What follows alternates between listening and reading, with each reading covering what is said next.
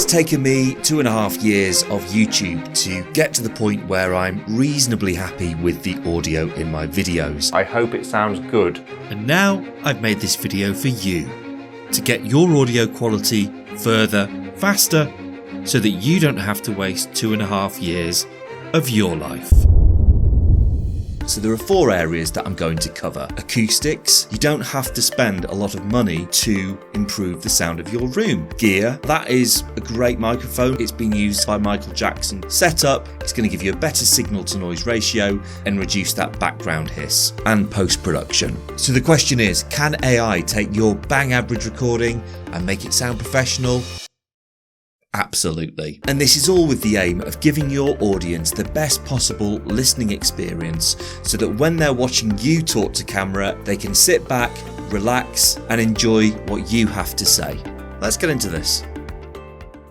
The audio in my videos was sounding a bit like this, whereas now it's sounding more like this. It's taken me around 2.5 years of YouTube to get to the point where I'm reasonably happy with the audio in my videos. And a vital step in that improvement journey has been to get a grip on the acoustics in my recording space. So when it comes to acoustics, hard surfaces are not your friend, and hard surfaces are everywhere. The walls, the ceiling, the floor, the window, the door, even the desk that you might be sat at. So you know that hard surfaces are a big factor. But before you even get to that, it's important to understand that the size and shape of the room that you're in will give that space a certain character when it comes to the sound. And depending on how the sound waves are bouncing around, it can actually have a detrimental effect on your sound quality. Now, with my particular situation, I happen to be in a cube-shaped room, which is just about the worst kind of shape of room you can get for sound. Now, because all the dimensions of this room are pretty much equal,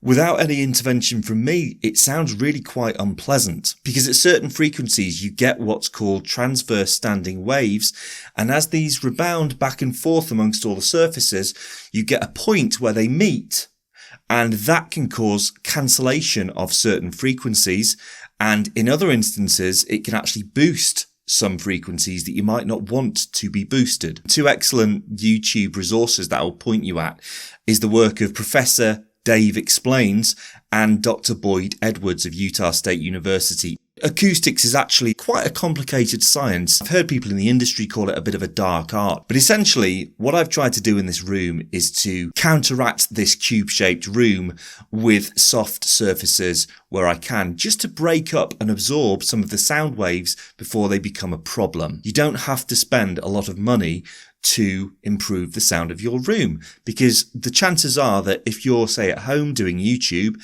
then you'll have soft furnishings around the house that you can just use. You don't have to spend any more money, right? So, cushions, curtains, rugs, all these things will help to dampen the sound and reduce the reverberation and echo. In my particular case, because we'd done some work to this room and put a partition wall in behind me, I felt like it was an opportunity, as we were spending a bit of money anyway on the build, to really go to town on some acoustic treatment. I bought a couple of packs of adhesive foam padding, which can stick to the wall. For the most part, they stuck really well, but then for some of them, I just had to help it along with some adhesive spray. What I would say is, with these types of acoustic treatment, whatever you think you need, if it's a particularly bad acoustic, you probably need more than you think. The other thing I did was to add the ceiling panels, which again are adhesive. They were particularly strong and they're just in place. If you are interested in any of the things that have helped me, then there are links to those products down below if you think that they would be helpful to you. So I really like the way that these acoustic panels look behind me. I think they look really smart, but as well as looking good, they also help to diffuse the sound. You can see the black lines, that's where there's a recess between the wooden slats, and there's felt in those, which is helping again to just, felt is excellent material for absorbing sound. I've got laminate flooring, which is awful from a sound point of view, so I've put a Hessian rug on top of that as well. I've put the mic that I'm using right now on top of some spare foam panels, helping to reduce the immediate reverberation, because actually the distance between me and the mic is the most crucial bit of all when recording sound. I've put a cushion just behind the camera. I'm kind of like facing the cushion as I'm speaking. So again, that's just really helped to dampen the sound and reduce the echo effect. And then the final little detail, you might be able to see the neck of a guitar behind me. I was finding that I was still getting harmonics. The sound waves from my voice were bouncing around and hitting the guitar strings at a certain frequency. That was causing harmonics. So I've also just invested in a couple of cheap string dampeners. It's trial and error to a degree. That's how I found it. Was just a case of trying things. Was there an improvement? Yes. Is it good enough yet? No. Add some more acoustics. Over time, I just got to a point where I was happy with it. So, gear. In terms of gear, if you've watched any of my other videos, you'll notice that I have a fair few microphones. Microphones are very specifically designed for certain situations. I've experimented with the onboard camera mic for the ZV-1, which was the one that you heard at the very beginning of the video. The audio in my videos was sounding a bit like this. I've used the Rode Video Shotgun mic and attached that to the camera. The Rode Video Micro has a high quality condenser capsule with a cardioid pattern. This means that it's designed to focus on capturing the sound that it's pointing at. And I've also used the Rode Lavalier Go mic. I hope it sounds good. The common factor with those is that they're great for run and gun filmmaking. But I felt for a studio setup, it still wasn't quite hitting the mark. I wanted that broadcast kind of voiceover type quality, which is a bit more smooth, more bass in it, and it sounds a bit closer. So there's less of the room in the sound. So I realised that dynamic microphones are actually the industry standard when it comes to podcasts. It's the same kind of a sound that I want in these videos. Famous examples of podcast mics that you'll have seen in a lot of videos, especially Joe Rogan, is the Shure SM7B. Now that is a great microphone by all accounts. It's been used, I think, even by Michael Jackson for some of his vocals. It's a really classic mic. It's like over £300, and I just didn't have that kind of money to spend on a microphone. So having done a little bit of research, what I did come across was a lower cost alternative by Technica, the Technica ATR 2100X. There are several reasons why I really like this microphone. For a start, it's not too expensive, but the quality you get is very good. The second reason I like it is because it has the ability to both use a USB cable, so you can connect it directly to your laptop or PC, but it also has an XLR input. So if you have an audio interface, you can plug it into that and take advantage of the high quality preamps that you might have in that to get your better signal to noise ratio, so you get less hiss. And the other thing I like about this mic is it does come with a free mic stand as part of the package, and I think that's really cool. I'm using it right now and it works just fine. You might want to invest in a boom arm as well, depending on your setup. I certainly have. There's links to this in the description below. But honestly, having tried quite a lot of microphones now by trial and error, this is one I'm very happy with in terms of quality, in terms of cost. So yeah, I would highly recommend it. But whatever mic you happen to get, or what you might have already, is that you understand how the polar pattern works.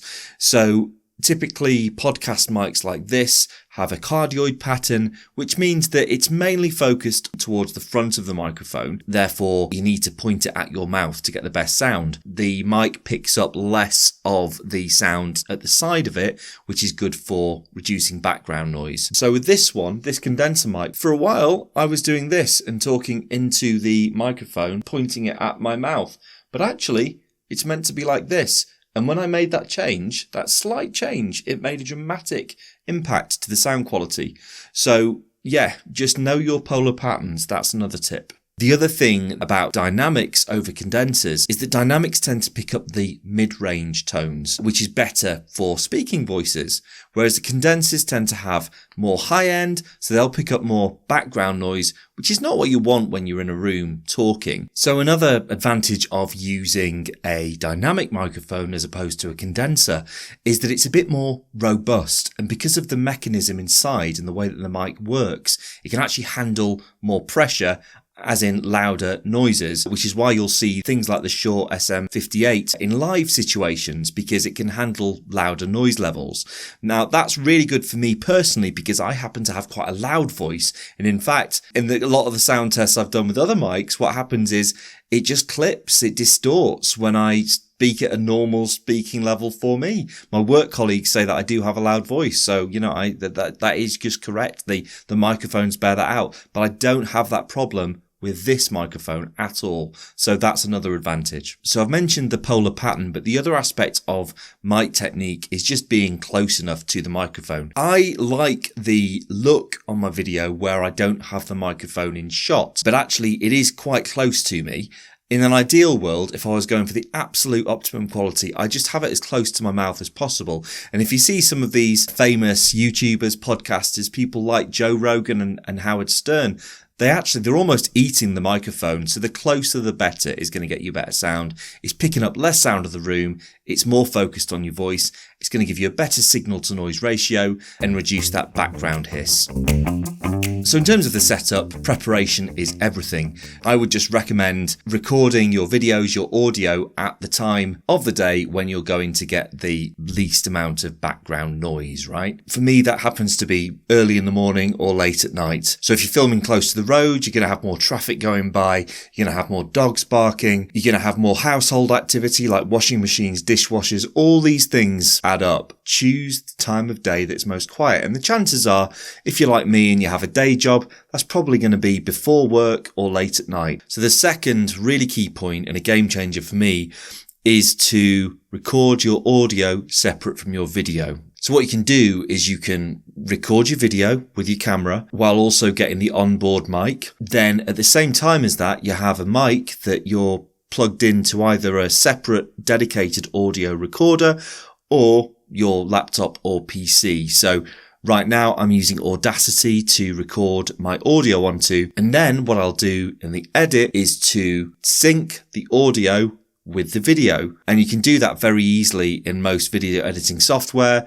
Premiere Pro is the one I use, and I just do that afterwards. And that just means that you are utilizing the dedicated microphone that is designed entirely for that purpose, and you're using your camera, which is mainly designed for the video. And that's going to get you the best of both worlds. So the other really key aspect of your preparation and setup is to getting your levels right. Now this is all about the input gain level. Now most instances, this will be measured in decibels. You have what's called peak meters, and these are rag rated, which means red, amber, green.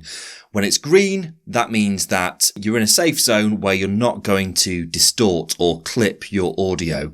When it goes orange, you're getting close to the point where you might distort. Red, you're pretty much going to be too loud or in imminent danger of distorting. And the thing is, once you distort digitally, there is no way to recover it afterwards. It will just always be distorted. So you want to avoid the red area and distortion at all costs. Typically somewhere between minus 12 dB and minus 18 dB is going to be kind of optimum. And that generally gives me loud enough audio that I can optimize the quality. Because if it's too quiet, what can happen is you're going to get a worse signal to noise ratio, which means there's more hiss relative to the sound of your voice. Get it as loud as you possibly can without the point where it's distorting. I do a bit of a sound test to get the levels right, and I'll just deliberately speak about as loud as I'm going to get and see where that gets me to.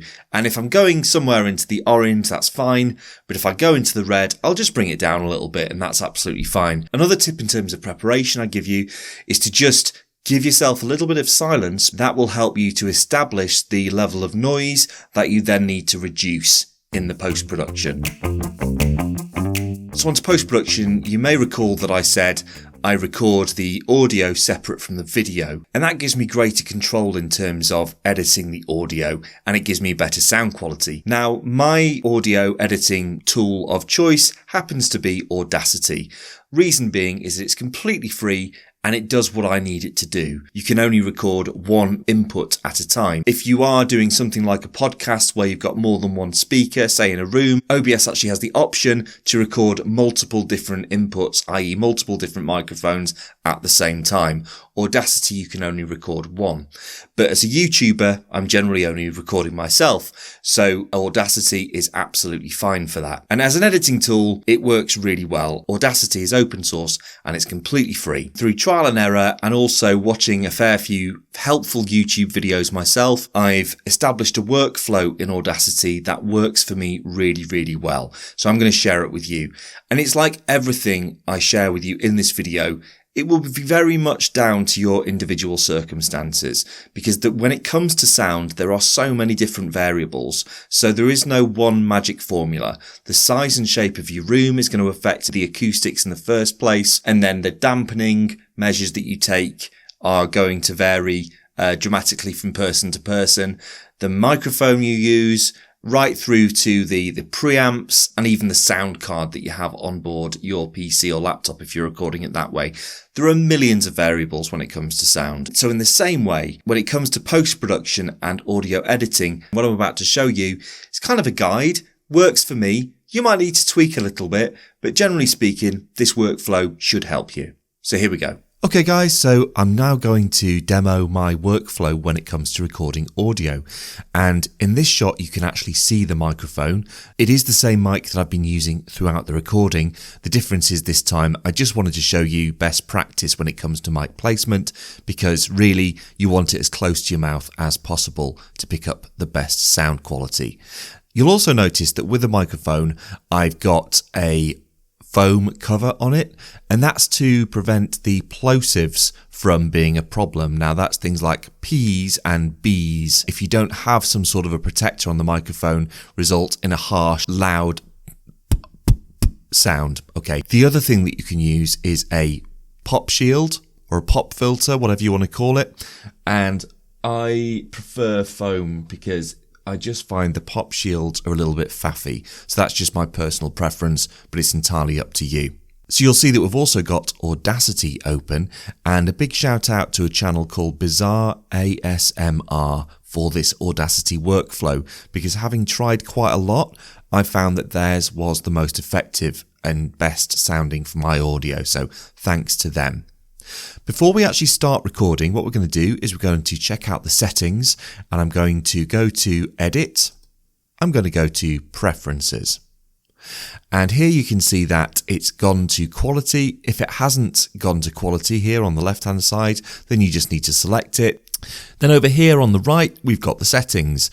The top setting is sampling, and I've got my default sample rate set to 48,000 Hertz. This is the one that works best for me. If you look on forums like on Reddit, there's a whole debate about sample rate and what the human ear can perceive and all this stuff, and you don't need any more than 44,100 because only bats can hear the difference and all this, whatever. I've set mine to 48,000, works for me. That's all I'm going to say. The next one is default sample rate, which is 32-bit float. Next, we've got real-time conversion. Got sample rate converter set to best quality slowest. Now that is going to result in the largest file, but I don't really care. I'd rather have sacrifice space on my hard drive for quality, so that's absolutely fine. Dither is set to rectangle, and then you can see that these settings below in the high quality conversion are set to exactly the same thing. With that done, we're going to click on OK. And just one more thing to note, just make sure that if you're following along with the same settings as me, then I would set the project rate to 48,000 Hertz down here on the bottom left. So now, without further ado, let's record some audio. So here we go, just going to hit record. And right now, I'm just recording with my Audio Technica microphone, and we're just going to play this back and see what this sounds like. Okay, let's listen back, guys. And right now, I'm just recording with my Audio Technica microphone, and we're just going to play this back and see what this sounds like. So the first thing that we're going to do is we're going to make it a bit louder, and for that we're going to use normalization. And normalization really is just about volume levels, nothing else, nothing to do with a tone or anything like that. Just going to go to Effect, and we're going to do Normalize. And what this is doing, it's creating a constant loudness standard for the whole recording. It's finding the bits where it's the loudest, and it's bringing those to a certain level. So you see with my particular settings, I've got remove DC offset, center on 0.0 vertically ticked. I've got normalized peak amplitude ticked, and I've got it set to -1 dB, which is just under the loudest possible setting. And I've got normalized stereo channels independently ticked also. I'm going to now click on OK. Okay, and you can see that the waves have become a lot bigger, which means that it's louder. So if I now play it, and right now I'm just recording with my Audio Technica microphone, and we're just going to play this back and see what this sounds like. Okay, so we've done the loudness levels. Now what we're going to do is, you can see that there's quite a lot of variation. The larger waveforms are obviously the louder bits, and you've got some much smaller waveforms, the quieter bits. To smooth that all out, we're going to use compression, whereas the normalization was basically applying one loudness standard across the whole recording. What compression's going to do is it's going to make hundreds of adjustments within that recording. It's going to find the louder bits and make them a little bit quieter. It's going to make the quieter bits a little bit louder, so it evens it out and makes it all a lot more smooth. So now I'm going to do effect. I'm going to go to compressor, and for my compression settings, I've got it set as this. So threshold is set to -18 decibels, noise floor is set to -40 decibels, the ratio is set to 2.5/1, the attack time is 1.79 seconds, and the release time is 11.1 seconds. I've also got makeup gain for 0 dB after compressing ticked. I've not got compress based on peaks set, okay? So now I'm going to click on OK. And you can see that it has adjusted the waves yet again, and the smaller waves are now a little bit bigger. Now you can see, I don't know if you've noticed, but there's a little red line over here, and what that means is it's clipping, it's too loud. So I'm now just going to go to effect, I'm going to go to amplify, and I'm going to go to -5. And what that's doing is it's just reducing the overall amplitude down a little bit so that we avoid that clipping. Okay, and we're down back there. So I'm just going to play you what we've got so far. And right now I'm just recording with my Audio Technica microphone, and we're just going to play this back and see what this sounds like. Okay, that's sounding a bit better. I do think that that's smoother. It's there's less variation in the volume between the quieter bits and the louder bits. That's ideal. I'm now going to select that audio track again, and by the way, to do that I'm just double clicking. You can also use Control and A, but I'll double click. And the next thing I'm going to do is to do graphic EQ, just down here. Again, might vary depending on your version of Audacity, but for me, I get to this via graphic EQ. And here I'm going to go to manage. And because I always find EQ a very tricky thing to get right, it's just something that I've tried time and time again to get into my head, but it's just, for me, quite complicated. So I'm just going to use the factory presets, which are just something that come with Audacity off the shelf, and they seem to work pretty well. So I'm going to go to factory presets. I'm going to go to treble boost. So that's boosting the higher end frequencies of my voice to make it sound a bit more crispy and clear. I'm going to go OK. And we're going to listen back to that now. And right now I'm just recording with my Audio Technica microphone, and we're just going to play this back and see what this sounds like. So that's a little bit more trebly, but I also want to get the rich, dulcet bass tones of my voice. So again, I'm going to double click on the audio track. I'm going to go to Effect. I'm going to go Graphic EQ, and I'm going to go to Factory Manage, Factory Presets again. And this time I'm going to go to Bass Boost, and you'll see all the lower end bass frequencies are selected here, and they've been turned up a little bit by Audacity in the automatic preset. I'm going to go OK. And you can see the waves changed again. It's become a little bit thicker in parts. Let's listen back to this. And right now I'm just recording with my Audio Technica microphone, and we're just going to play this back and see what this sounds like.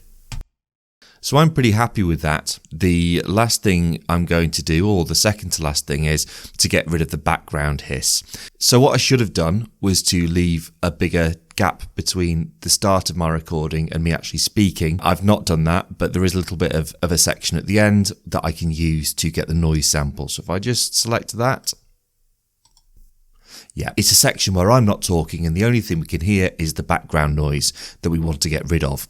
So I've selected my sample. I'm going to go to Effect. I'm going to go to Noise Reduction. I'm going to Get Noise Profile. And what that means is it's basically telling Audacity what it is that I want to get rid of so that it knows what that is. I'm going to say Step 1, Get Noise Profile. Then I'm going to select the whole thing. I'm going to go Effect, I'm going to go Noise Reduction, and as you can see, this is my noise reduction settings. I've got it set to noise reduction dB12, sensitivity 12.5, and frequency smoothing set to 7, and I've got noise set to reduce rather than residue. So now I'm going to go OK, and you can see again the waveforms have changed slightly. Let's listen back to this. And right now I'm just recording with my Audio Technica microphone, and we're just going to play this back and see what this sounds like. That's sounding pretty nice. The last thing I'm going to do is just select it all again and apply the noise reduction one more time just to make it really as clear as possible. And right now I'm just recording with my Audio Technica microphone, and we're just going to play this back and see what this sounds like. I'm really happy with that, but one last thing, I'm just going to apply a last step of normalization to make everything a little bit louder with the same settings as before. Okay, and let's listen back to this. And right now I'm just recording with my Audio Technica microphone, and we're just going to play this back and see what this sounds like. Now you may remember I talked about peak meters before. Prior to starting this recording, I actually did do a sound check. If I just click here on the top left, and I can just monitor the audio levels, the input levels of my voice right now. And as you can see, I'm basically in the green. If I talk a little bit louder, I'm just going into the orange, but I'm not going into the red. So I'm pretty happy with that. Now, if I click off that a second, just so that doesn't distract us, because now we're going to focus on this one, which is the recorded levels. And right now I'm just recording with my Audio Technica microphone, and we're just going to play this back and see what this sounds like. Now you could see that going into the red a little bit there, and although it didn't quite reach 0 dB, it was close enough that it was just a bit too close for comfort for me. So I'm going to double click, and I'm just going to reduce the amplitude a little bit. And again, I'm just going to reduce that by -5. Now we're not finished yet, because when we do the final export into Premiere Pro, we're going to make the loudness levels specifically good for YouTube. So the last step before we go into Premiere Pro is we're going to go File, Export, Export as MP3, and it's defaulted to my Audacity file here. We're going to call this Tom Talking Test. Okay. And the final step before publishing a video is that we're going to next sync the audio with the video. So now we've got the audio file edited and exported, and we're happy with the sound quality. What we're going to do now is we're going to sync the video and the audio together. And for this, we're going to use Premiere Pro. Okay, so now we've recorded my voice with Audacity while at the same time filming myself with my vlogging camera. We're now going to bring those two things together and sync the video with the audio. And I've got a Premiere Pro open, as you can see here, and it's got some really easy functionality to synchronize those two things. So let's go.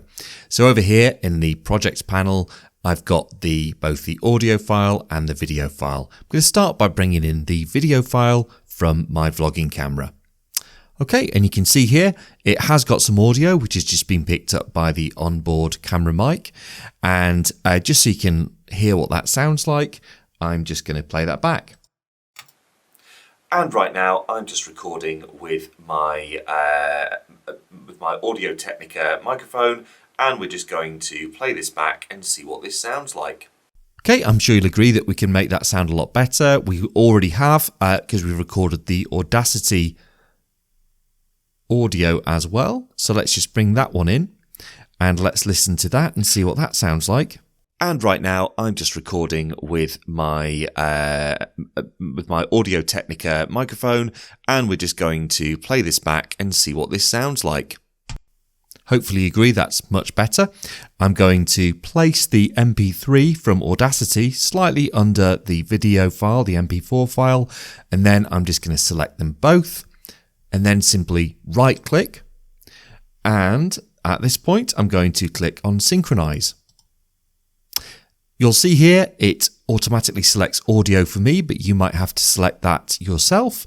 It's just this bottom option here. Track channel is 1. That's what we're syncing to, i.e. the audio from the onboard camera mic. And I'm going to go OK. And hey presto, what it's done is it's lined up the audio from my onboard camera mic with the audio that I've recorded on Audacity to sync the two tracks, which is fantastic. So and what I'm going to do now is I'm just going to trim off the beginning of that because we just don't need it.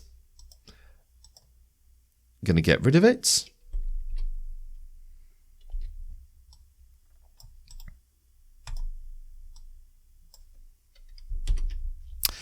And I'm going to listen back to what that sounds like, but I'm going to mute, this time I'm going to mute the other track from the onboard mic, and we're going to listen to the video from the vlogging camera and Audacity together. And right now I'm just recording with my Audio Technica microphone, and we're just going to play this back and see what this sounds like.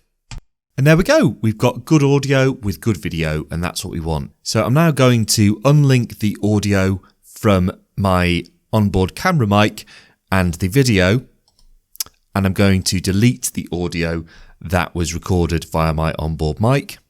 I'm now going to ensure that these two are linked. So if I need to move around or trim any more, then they are one file essentially. So if you've ever uploaded YouTube videos and then on playback, they're kind of quieter or louder than other videos on YouTube, there is an answer for that, and I'm going to show you now. Very easy. So with my video file ready to export, I'm going to go to export. Then I'm going to go down to effects, and I'm going to click on loudness normalization. You can see here it says loudness standard, and we want to change this to the standard that YouTube uses. And that is the one that begins with ITU. Click on that, and you see here it says target loudness, and that's LUFS or LUFS. That stands for loudness unit relative to full scale. And you can see there in the little note, it says specify the desired target loudness. After measuring the current loudness, the signal's amplitude will be changed to achieve the specified loudness. For standards prescribing a specific target loudness value, this control is disabled. Okay, so for YouTube, the standard is between -13 and -15 LUFS, and I'm going to change mine to -15. I'm going to do the tolerance as 0, and I'm going to do the max true peak level to -1. Okay, and I'm now going to export. So now I've got the exported file, I'm just going to have a little listen back and see what this sounds like. And right now I'm just recording with my Audio Technica microphone, and we're just going to play this back and see what this sounds like. Happy days! And when you now upload that to YouTube, it will basically play at the correct loudness normalization standard for YouTube. So the question is, can AI take your bang average recording and make it sound professional? Absolutely. And the best part is, it's absolutely free. should we have a look? So as you can see, this is me recorded earlier. We've had a look at taking a recording from a microphone where we've recorded that separately to the video and then enhancing that through Audacity. Now we're going to see what we can do with the audio that was just recorded with the camera. Can we make that sound any good using AI? This is what it sounds like without any AI assistance. And right now I'm just recording with my Audio Technica microphone, and we're just going to play this back and see what this sounds like. So it sounds like I'm on a telephone. There's quite a lot of hiss noise in the background and quite trebly. There's not a lot of bass in it. And overall, I wouldn't be happy if I was to put a video out with that sound quality. So what we're going to do now is we're going to go over to a free AI tool. So this is Adobe's free podcast enhancement tool for taking spoken audio and making it sound a lot better. So what I'm going to do is I'm going to take the audio file from the video that you just heard, i.e. the one that was recorded with my camera, and I'm going to place it into this enhancement tool and see what it can do. So just a quick reminder of what it sounds like without. And right now I'm just recording with my Audio Technica microphone, and we're just going to play this back and see what this sounds like. Let's now put this file into the Adobe tool. Takes a few moments to upload and enhance. Obviously, the bigger a file you have, the longer it's going to take.